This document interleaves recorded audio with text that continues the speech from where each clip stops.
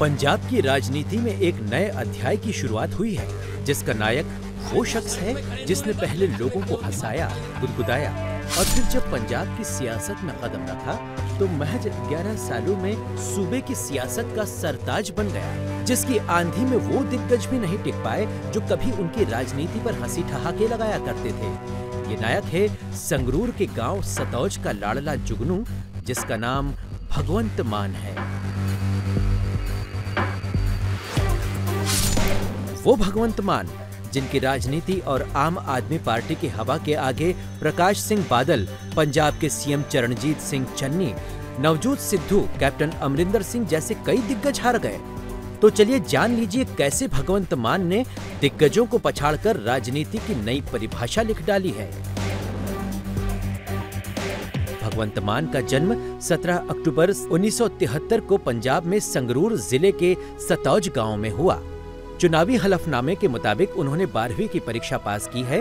वहीं साल 1992 में सुनम शहर के शहीद उधम सिंह गवर्नमेंट कॉलेज से बीकॉम में दाखिला लिया, लेकिन वो नौकरी या काम धंधे से अलग हटकर कुछ अलग काम करना चाहते थे और उन्होंने फिल्म की दुनिया में कदम रख दिया।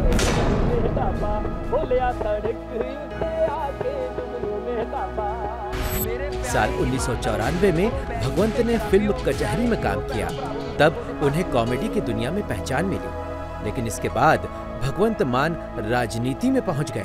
भगवंत मान ने राजनीतिक करियर की शुरुआत मनप्रीत सिंह बादल की पार्टी पंजाब पीपुल्स पार्टी से की थी। उन्होंने 2012 में चुनाव तो लड़ा, लेकिन हार गए। भगवंत मान ने इंद्रप्रीत कौर से शादी की, मगर दोनों का विवाह ज्यादा दिन नहीं चल पाया। साल 2015 में दोनों अलग हो गए। इसके बाद भगवंत मान ने टीवी की दुनिया में किस्मत आजमाना शुरू कर दिया।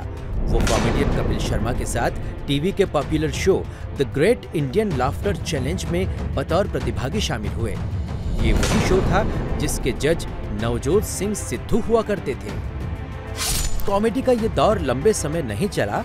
दरअसल भगवंत मान कुछ और करना चाहते थे, लिहाजा उन्होंने फिर राजनीति में कदम रखा और आम आदमी पार्टी में शामिल हो गए।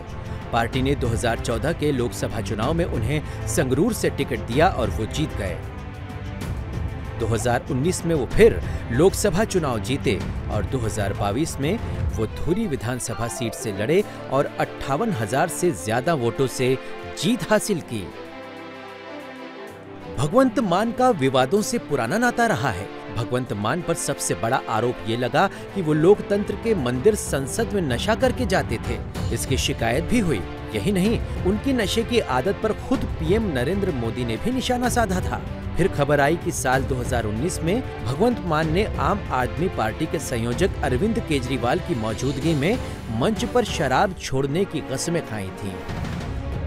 भगवंत मान अपने बयानों और राजनीतिक कटाक्षों के कारण हमेशा सुर्खियां बटोरते रहे, लेकिन कभी कॉमेडी करने वाले भगवंत मान पंजाब के 3 करोड़ लोगों के सूबे के नए सरदार बनकर सामने आए।